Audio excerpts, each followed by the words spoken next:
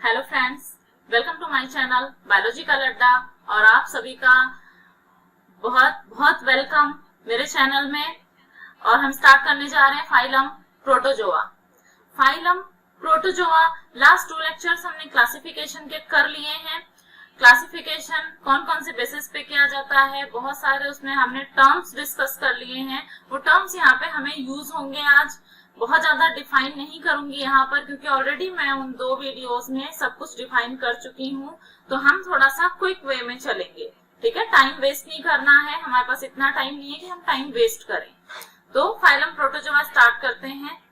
Protozoa क्या होता है? प्रोटो मीन्स क्या होता है? प्रिमिटिव, फर्स्ट, है ना, प्रिमिटिव, पुराना।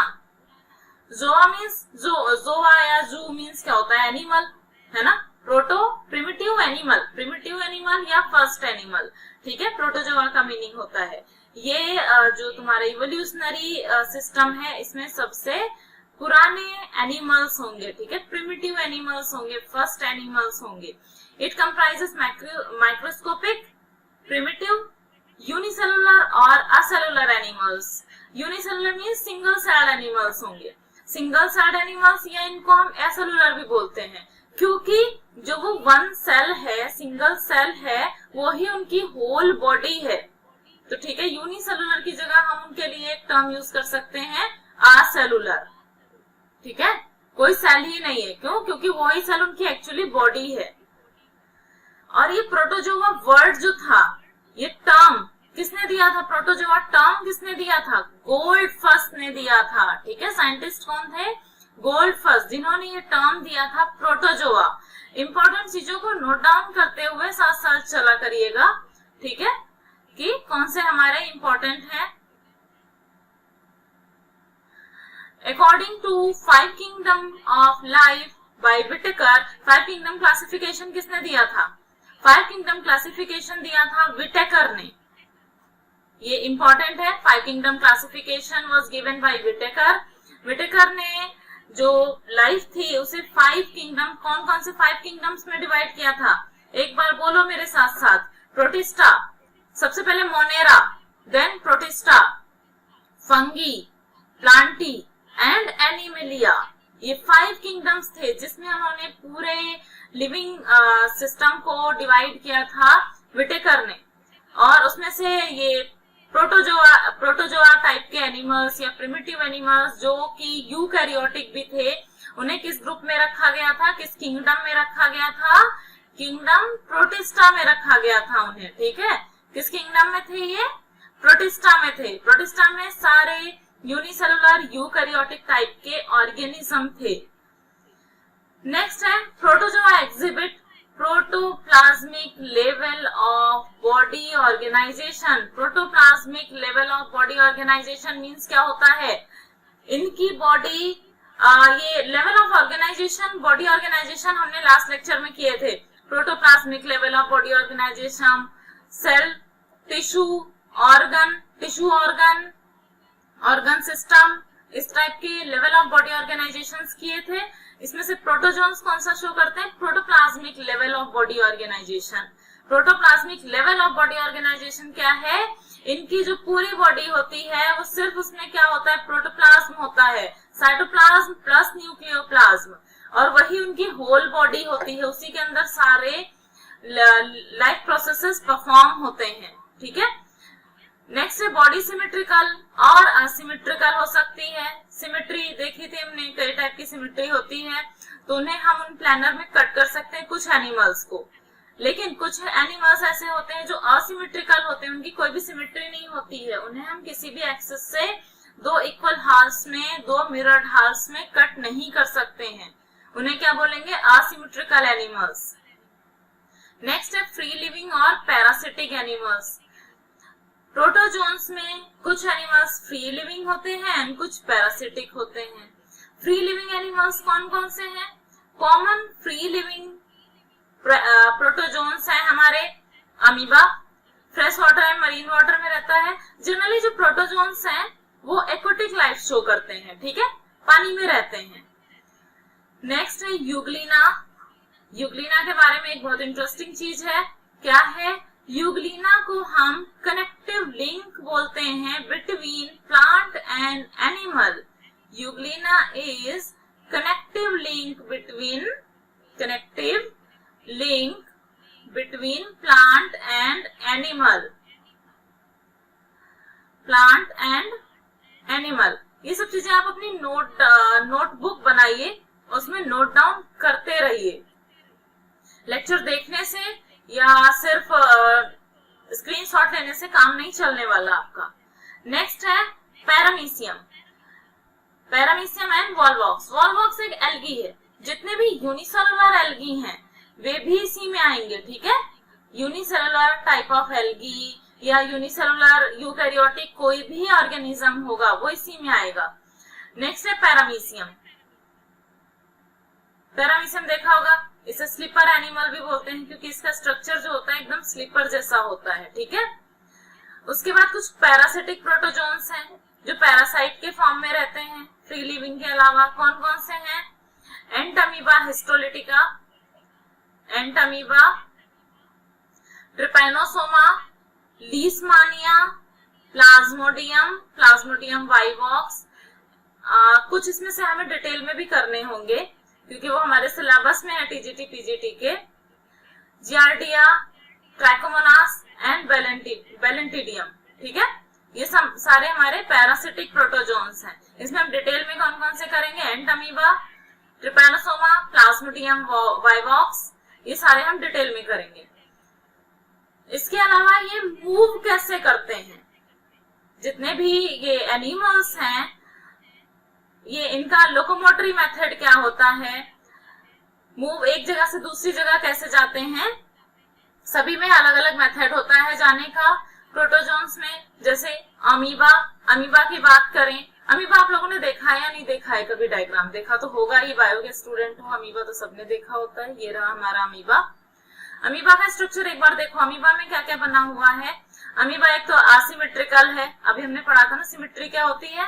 अमीबा असिमेट्रिकल है, इसको किसी भी एक्सिस से कट करोगे दो इक्वल हाफ्स में डिवाइड नहीं होगा ये, ठीक है।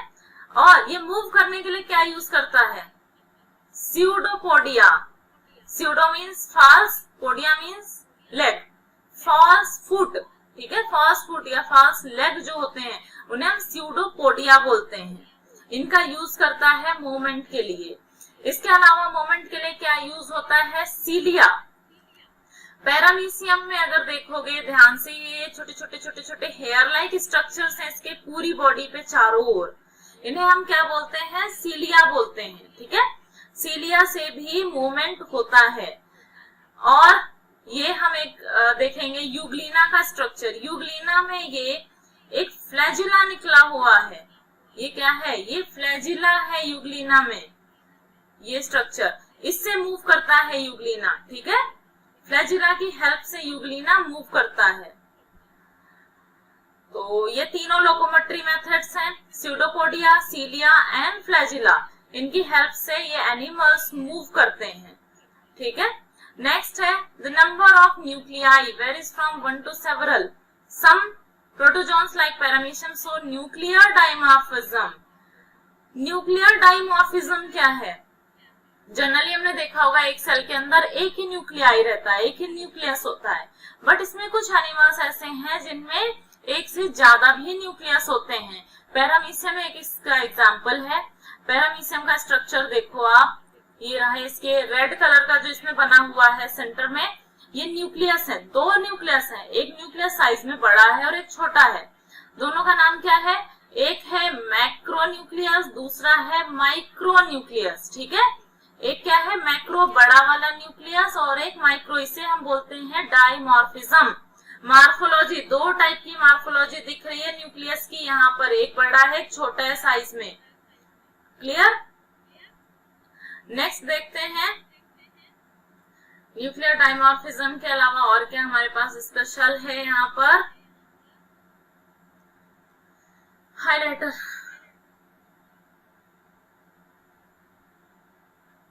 न्यूक्लियर डाइमॉर्फिज्म, ठीक है।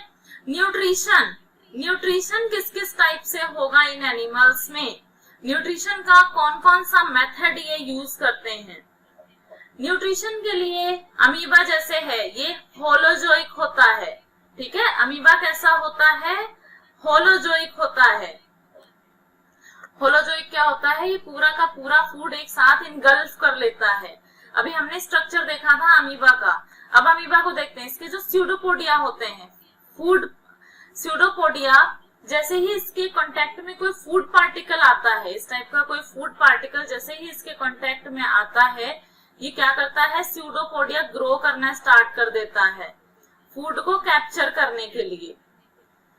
फूड को कैप्चर करेगा इस तरह से, स्यूडोपोडिया इसके इंक्रीज हुए, दोनों तरफ से फूड को बंद कर लेगा और ये क्या बन जाएगी? एक फूड वैक्यूल बन जाएगी, ठीक है। फूड पार्टिकल इसके अंदर आ जाएगा और इसमें बहुत सारे डाइजेस्टिव एंजाइम्स होंगे, जो एंजाइम्स इसे डाइजेस्ट करेंगे फूड को, इससे न्यूट्रिशन लेंगे और उसके बाद में जो एक्सक्रीटरी प्रोडक्ट होगा वो बॉडी से एक्सक्रीट कर दिया जाएगा, ठीक है। ये वैक्यूल बाहर की तरफ ओपन हो जाएगी और इस तरह से जितना भी एक्सक्रीटरी प्रोडक्ट है वो रिलीज कर दिया जाएगा बॉडी से। इस टाइप के न्यूट्रिशन को क्या बोलते हैं? होलोजोइक टाइप ऑफ न्यूट्रिशन, ठीक है। Holozoic type of nutrition. Next type of nutrition क्या है? होलोजोइक के अलावा न्यूट्रिशन कौन सा होता है? होलोजोइक के अलावा है होलोफिटिक। यूग्लिना में, यूग्लिना को आपने देखा था, ग्रीन कलर का यूग्लिना हमें दिख रहा था। किस कलर का यूग्लिना दिख रहा था? ग्रीन कलर का। तो यूग्लिना अपना फूड भी बना सकता है। अभी मैंने बताया था कनेक्टिव लिंक है बिटवीन प्लांट एंड एनिमल, तो इसमें प्लांट के कैरेक्टरिस्टिक भी होंगे, तो ये होलोफिटिक भी होता है। सैप्रोजोइक, जो डेड एंड डिकेइंग मैटर को पर अपना लाइफ निकालते हैं, न्यूट्रिशन लेते हैं, उन्हें हम सैप्रोजोइक बोलते हैं। एंड सैप्रोफिटिक, यहाँ पे एक टर्म है सैप्रोजोइक। जोइक मीन्स क्या होता है? डेड एंड डिकेइंग एनिमल्स के ऊपर। Saprophytic, dead and decaying plants के ऊपर अपना न्यूट्रिशन लेते हैं, ठीक है। Saprozoic and saprophytic. नेक्स्ट है osmoregulation. Osmoregulation takes place in protozoa with the help of contractile vacuole। Osmoregulation क्या होता है? जो बॉडी में वाटर की एक्सेस हो जाती है, ठीक है, लिक्विड की एक्सेस हो जाती है, तो उसे बाहर निकालने की जरूरत होती है, या अगर कम हो जाता है तो बाहर से लेने की रिक्वायरमेंट होती है। तो इसका हम मेंटेन कैसे करेंगे? क्योंकि इसकी बॉडी बहुत सिर्फ सेल है, बॉडी में आउटर लेयर क्या होगी? प्लाज्मा मेम्ब्रेन होगी, जिससे वाटर इजिली अंदर बाहर आ जा सकता है। तो अगर ये नॉर्मल वाटर में है जिसका कंसंट्रेशन इससे कम है इसकी बॉडी से, तो बॉडी के अंदर वाटर एंटर कर जाएगा, तो उसे बाहर निकालने की रिक्वायरमेंट होगी। तो ये किस तरह से, किसकी हेल्प से होगा? ये कॉन्ट्रैक्टाइल वैक्यूल्स की हेल्प से होगा। कॉन्ट्रैक्टाइल वैक्यूल क्या होती हैं? डायग्राम में देखिए, कॉन्ट्रैक्टाइल वैक्यूल इस तरह से बॉडी में बन जाती हैं, छोटी छोटी सी कॉन्ट्रैक्टाइल वैक्यूल बॉडी में बन जाती हैं और बाद में इन्हें बाहर निकाल दिया जाता है, ठीक है। नेक्स्ट, कॉन्ट्रैक्टाइल वैक्यूल के बाद में हमारा ये फ्री लिविंग फॉर्म में होती हैं, लेकिन पैरासिटिक एनिमल्स में कॉन्ट्रैक्टाइल वैक्यूल्स नहीं होती हैं। पैरासाइट्स में क्यों नहीं होती हैं कॉन्ट्रैक्टाइल वैक्यूल्स? क्योंकि फ्री लिविंग एनिमल्स जो होते हैं वे वाटर के अंदर रहते हैं और वाटर में इजीली पानी मूव कर जाता है बॉडी के अंदर, लेकिन पैरासिटिक स्टेज में ऐसा पॉसिबल नहीं होता है कि उसे अपने अंदर ऑस्मोरेगुलेशन की जरूरत पड़े या वाटर को मेंटेन करने की रिक्वायरमेंट पड़े, इसलिए पैरासिटिक स्टेज में एब्सेंट रहते हैं। एक क्वेश्चन और आता है आपके टीजीटी पीजीटी में ही आया हुआ क्वेश्चन है, मैंने अभी रिसेंट में पढ़ा था। जो फ्रेश वाटर अमीबा होते हैं और एक मरीन वाटर अमीबा होते हैं, किसमें कॉन्ट्रैक्टाइल वैक्यूल फॉर्म होगी और किसमें कॉन्ट्रैक्टाइल वैक्यूल फॉर्म नहीं होगी? अब आप सोचो, बताओ किसमें कॉन्ट्रैक्टाइल वैक्यूल फॉर्म होगी और किसमें कॉन्ट्रैक्टाइल वैक्यूल फॉर्म नहीं होगी? ऑब्वियस सी बात है, जिसका कंसंट्रेशन अमीबा की बॉडी से ज्यादा होगा जिस वाटर में, वहां कॉन्ट्रैक्टाइल वैक्यूल फॉर्म नहीं होगी, और जिस वाटर का कंसंट्रेशन अमीबा की बॉडी के कंसंट्रेशन से कम होगा वहां कॉन्ट्रैक्टाइल वैक्यूल फॉर्म होगी। मरीन वाटर में क्या होता है, सॉल्ट्स होते हैं जिससे उसका जो कंसंट्रेशन है वो हाई हो जाता है, इसलिए मरीन वाटर में कंट्रैक्टाइल वैक्यूल नहीं बनेगी और नॉर्मल वाटर में, फ्रेश वाटर में कंट्रैक्टाइल वैक्यूल फॉर्म होगी। क्लियर है, समझ में आ गई ये बात। इस तरह का अगर कोई भी घुमाकर क्वेश्चन पूछा जाता है तो आप इजीली आंसर कर सकते हो। नेक्स्ट है गैसियस एक्सचेंज एंड एक्सक्रीशन। अब भाई लिविंग बीइंग्स हैं तो उस केस में सारे ही लाइफ प्रोसेसेस इनमें होंगे, ठीक है। बॉडी भले ही प्रोटोप्लाज्मिक लेवल पे है, सिंगल सेल्ड एनिमल्स हैं, लेकिन फिर भी लाइफ के सारे प्रोसेसेस होंगे। डाइजेशन भी होगा, न्यूट्रिशन भी होगा, रिप्रोडक्शन भी होगा, एक्सक्रीशन एंड रेस्पिरेशन, सभी कुछ होगा इनमें। तो रेस्पिरेशन या गैसियस एक्सचेंज और एक्सक्रीशन कैसे होता है, इनकी बॉडी से ये डिफ्यूजन के थ्रू होता है, ठीक है, डिफ्यूजन से होता है। एंड इन जो डिफ्यूज होके इनकी बॉडी से वेस्ट निकलता है, एक्सक्रीट क्या करेंगे, ये एक्सक्रीट करते हैं अमोनिया। जो इनका नाइट्रोजनस वेस्ट है वो है अमोनिया, ठीक है। नेक्स्ट रिप्रोडक्शन प्रोटोजोआ में कैसे होता है। रिप्रोडक्शन के दो मेथड्स होते हैं, नॉर्मली भी दो ही मेथड हम पढ़ते हैं, asexual and sexual reproduction. Asexual reproduction क्या होता है, इसमें सिंगल पेरेंट ही प्रोजेनी को फॉर्म कर सकता है, ऑफस्प्रिंग्स उसके सिंगल पेरेंट से ही हो जाएंगे, ठीक है। बट सेक्सुअल रिप्रोडक्शन में क्या होता है, टू पेरेंट्स इन्वॉल्व होते हैं। तो यहाँ पे असेक्सुअल रिप्रोडक्शन के कौन कौन से मेथड्स हैं। असेक्सुअल रिप्रोडक्शन का फर्स्ट मेथड है binary fission. Binary fission amoeba में आप लोगों ने बहुत डिटेल में बहुत बार देखा हुआ होगा। ये अमीबा यहाँ पर बना हुआ है, पहला अमीबा, जो कि कैसा है, सिंगल सेल्ड एनिमल है, पेरेंट सेल है ये। अब ये डिवाइड होना स्टार्ट करेगी। जब ये डिवाइड होना स्टार्ट करेगी तो इसमें पहले क्या होगा, न्यूक्लियर डिवीजन होगा। न्यूक्लियाई, दो छोटे डॉटर न्यूक्लियाई बन जाएंगे, ठीक है। ये दो हमारे क्या बन गए, डॉटर न्यूक्लियाई, डॉटर न्यूक्लियाई। उसके बाद क्या होगा, साइटोप्लाज्म डिवाइड होगा। साइटोप्लाज्म डिवाइड होगा, साइटोप्लाज्म डिवाइड होने के बाद में दो छोटे छोटे डॉटर अमीबी बन जाएंगे, ठीक है। टू डॉटर सेल्स बन गई, टू डॉटर अमीबा बन गए हमारे, ठीक है। क्लियर है, इस तरह से होता है बाइनरी फिशन, इसे ही बाइनरी फिशन बोलते हैं। ये असेक्सुअल मेथड है, अमीबा में होता है। नेक्स्ट है ट्रांसवर्स डिवीजन। ट्रांसवर्स डिवीजन किसमें हो रहा है, पैरामीशियम में हो रहा है। पैरामीशियम में ट्रांसवर्स डिवीजन किस टाइप से हो रहा है, ये है उसका स्ट्रक्चर। इसमें भी पहले न्यूक्लियर डिवीजन होगा, देन फिर साइटोप्लाज्मिक डिवीजन होगा। तो न्यूक्लियस इसमें कैसा होता है, डाइमॉर्फिज्म होती है न्यूक्लियस में, एक माइक्रो न्यूक्लियस और दूसरा मैक्रो न्यूक्लियस होता है। दोनों ही डिवाइड होंगे, पहले दो छोटे न्यूक्लियाई बनेंगे और साथ साथ में यहाँ पे जो भी चीज सिंगल सिंगल बनी हुई है क्या है, ओरल ग्रूव, ठीक है, माउथ या ओरल ग्रूव, इससे ये गायब होना स्टार्ट हो जाएगी और यहाँ से गायब होकर यहाँ पर जब डिवीजन होना स्टार्ट हो जाएगा और इसका साइटोप्लाज्मिक डिवीजन स्टार्ट होगा तो ओरल ग्रूव भी न्यू फॉर्म हो जाएंगी दो, ठीक है। इस तरह से इसमें ट्रांसवर्स डिवीजन हो जाएगा और दो न्यू डॉटर पैरामीशियम या पैरामीशिया बन जाएंगी। नेक्स्ट है लॉन्गिट्यूडिनल डिवीजन। लॉन्गिट्यूडिनल डिवीजन भी होता है, जैसे उसमें पहला बाइनरी फिशन हो गया अमीबा में, सेकंड ट्रांसवर्स बाइनरी फिशन हो गया पैरामीशियम में। नेक्स्ट है लॉन्गिट्यूडिनल डिवीजन। लॉन्गिट्यूडिनल डिवीजन हो रहा है ट्रिपैनोसोमा में। ट्रिपैनोसोमा की ये बॉडी है, ट्रिपैनोसोमा यहाँ पे आप देख रहे हैं कि ये एक सिंगल बॉडी है ट्रिपैनोसोमा की, ठीक है।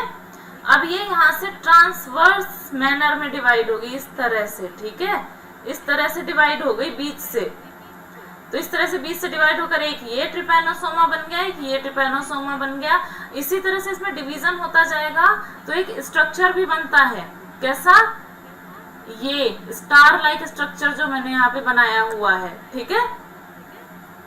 इस तरह से भी इसमें मल्टीप्लिकेशन होता है, ये बहुत सारे स्टार लाइक स्ट्रक्चर्स बन गए हैं यहाँ पर। ये सभी फाइनली क्या बना लेंगे, ट्रिपैनोसोमा बना लेंगे। ये सभी जितने पैरासिटिक एनिमल्स, पैरासिटिक प्रोटोजोन्स हैं, इन सभी से डिजीजेस कॉज होती हैं और ये सभी डिजीजेस हमारे एग्जाम में आने वाली हैं। ये हम नेक्स्ट लेक्चर में डिस्कस करने की कोशिश करेंगे और नेक्स्ट टू नेक्स्ट में डिस्कस करेंगे, क्योंकि अभी हमें लाइफ साइकिल्स भी करनी है, उन्हें भी हमें डिटेल में करना है। सारा चैप्टर कंप्लीट होने के बाद लास्ट में हम डिजीजेस डिस्कस करेंगे, प्लस हम क्वेश्चंस भी करेंगे जो प्रीवियस ईयर के एग्जाम्स में आए हुए होंगे टीजीटी पीजीटी के, जिससे हमें आइडिया लग जाएगा कि हमें किस तरह से अपनी प्रिपरेशन को फर्दर लेकर के जाना है। और प्लीज आप चैनल को सब्सक्राइब कर लीजिए, लाइक कर दीजिए, कमेंट में क्वेरीज तो पूछा करिए। क्या कोई क्वेश्चन ही नहीं होता आपके पास कभी भी? पढ़ने के बाद कभी क्वेश्चन तो किया करिए। तो जाके कमेंट में आप क्वेश्चन पूछा करिए और अपने फ्रेंड्स एंड फैमिली के साथ शेयर भी कर दीजिए चैनल को, ठीक है। असेक्सुअल रिप्रोडक्शन के बाद में सेक्सुअल रिप्रोडक्शन।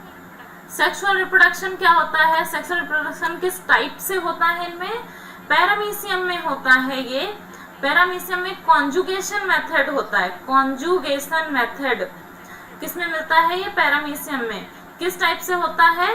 दो पैरामीशियम एक दूसरे के पास आ जाते हैं और इस तरह से यहां से ये जो इनका न्यूक्लियर मैटर है वो एक दूसरे से एक्सचेंज कर लिया जाता है और फिर फाइनली अलग हो जाते हैं और दो टाइप के पैरामीशियम फॉर्म हो जाते हैं, ठीक है। इसमें पास पास आकर के इनके बीच का जो लेयर है वो गायब हो जाती है और एक्सचेंज ऑफ जेनेटिक मटेरियल होता है और फिर दोनों मूव हो जाते हैं, फर्दर अलग अलग हो जाते हैं। बस यही है conjugation method in paramecium. Next है बायोल्यूमिनेसेंट एनिमल। बायोल्यूमिनेसेंट एनिमल्स क्या होते हैं? ऐसे एनिमल्स जो लाइट प्रोड्यूस करते हैं, जो अंधेरे में चमकते हैं एनिमल्स, ठीक है। अंधेरे में चमकने वाले एनिमल्स को क्या बोलते हैं? Bioluminescent animals, light producing animals. Protozoa में इसका एग्जांपल क्या है? नॉक्टिल्यूका। नॉक्टिल्यूका एनिमल है जो बायोल्यूमिनेसेंट होता है, लाइट प्रोड्यूसिंग एनिमल होता है। नाइट में या डार्क में ये लाइट प्रोड्यूस करता है, चमकता है। उसके बाद फर्दर इनका क्लासिफिकेशन, हम इन्हें 4 क्लासेस में डिवाइड कर सकते हैं, लेकिन हम प्रोटोजोन्स को डिवाइड किस बेसिस पर करते हैं? क्या हमारा आधार है जिसके आधार पर हम इनका डिवीजन करते हैं? डिवीजन करते हैं हम इनके लोकोमोटरी ऑर्गन्स के बेसिस पर। अभी हमने लोकोमोटरी ऑर्गन्स पढ़े भी थे। क्या थे लोकोमोटरी ऑर्गन्स? स्यूडोपोडिया, सीलिया, फ्लैजिला, ठीक है। ये सब इसके लोकोमोटरी ऑर्गन्स थे। इन्हीं के बेसिस पर डिवीजन होता है। इसमें मेन 4 क्लासेस में प्रोटोजोन्स को डिवाइड किया जाता है। कौन कौन सी है वो 4 classes? First one is Rhizopoda और सार्कोडिना, मैस्टिगोफोरा और फ्लैजिलेटा जिसमें फ्लैजिला होगा, स्पोरोजोआ जिसमें स्पोर फॉर्मेशन होगा, सीलिएटा जिसमें सीलिया होंगे, ठीक है, जिसमें सीलिया होंगे। सॉरी, एक पॉइंट यहाँ पे मेरा मिस हो गया है जब मैं आपको असेक्सुअल रिप्रोडक्शन करा रही थी। असेक्सुअल रिप्रोडक्शन में मल्टीपल फिशन रह गया हमारा। मल्टीपल फिशन किसमें होता है? प्लाज्मोडियम में। प्लाज्मोडियम वाइवॉक्स एक पैरासिटिक प्रोटोजोन है, ये भी डिजीज कॉजिंग प्रोटोजोन है। डिजीजेस हम डिस्कस नहीं कर रहे हैं यहाँ पर। इसमें डिवीजन देख लीजिए किस टाइप से होता है। ये हमारा प्लाज्मोडियम का है, मल्टीपल फिशन हो रहा है। इसमें न्यूक्लियस जो है इसका कंटिन्यूसली डिवाइड होगा और इसके चारों ओर थोड़ा सा साइटोप्लाज्म कलेक्ट हो जाएगा और छोटे छोटे डॉटर सेल्स बन जाएंगे एक सेल के अंदर। और जब ये मैच्योर हो जाएंगे तो मैच्योर होने के बाद ये डॉटर सेल्स रिलीज कर दिए जाएंगे। और इसका हमें डिटेल में पूरा लाइफ साइकिल पढ़ना है, तो उस केस में हम देखेंगे कि किस तरह से मल्टीपल फिशन होता है और ये कहाँ पर जाते हैं, कौन से इनके 2 होस्ट होते हैं जिनमें ये अपनी लाइफ साइकिल कंप्लीट करते हैं। तो आज के लेक्चर में तो यही, नेक्स्ट लेक्चर में हम एंट अमीबा एंड एक और एनिमल का पूरा लाइफ साइकिल करेंगे, एंट अमीबा एंड पैरामीशियम का कर लेंगे एक साथ, जो हमारे दोनों एग्जाम में आने वाला होगा उससे हम डिस्कस करेंगे पहले, देन अलग से बनाऊंगी। और एक बात आप नोट कर लीजिए, जो मेरी सीरीज आती है उसका जो थंबनेल होता है उस पर एक ऊपर लाइन लिखी रहती है, series for TGT PGT 2022 biology. उसमें अगर आपका टीजीटी पीजीटी दोनों लिखा हुआ है तो इट मीन्स वो टीजीटी पीजीटी दोनों के लिए लेक्चर है। और अगर केवल मैं टीजीटी लिख कर डालूंगी या केवल पीजीटी लिख कर डालूंगी तो वो पर्टिकुलरली उस एग्जाम के लिए होगा। ठीक है, अब आपको क्लियर है। आपको अगर टीजीटी का फॉर्म डाला है आपने तो आपको टीजीटी वाला लेक्चर देखना है और टीजीटी पीजीटी दोनों वाला भी लेक्चर देखना है। पीजीटी का फॉर्म डाला है तो जो कॉमन लेक्चर है वो तो देखना ही देखना है, प्लस पीजीटी का लेक्चर देखना है। ठीक है, क्लियर हो गया आप लोगों को? आज के लिए बस इतना ही। Thank you for watching, bye bye. मिलते हैं नेक्स्ट लेक्चर में हम लोग जल्दी ही।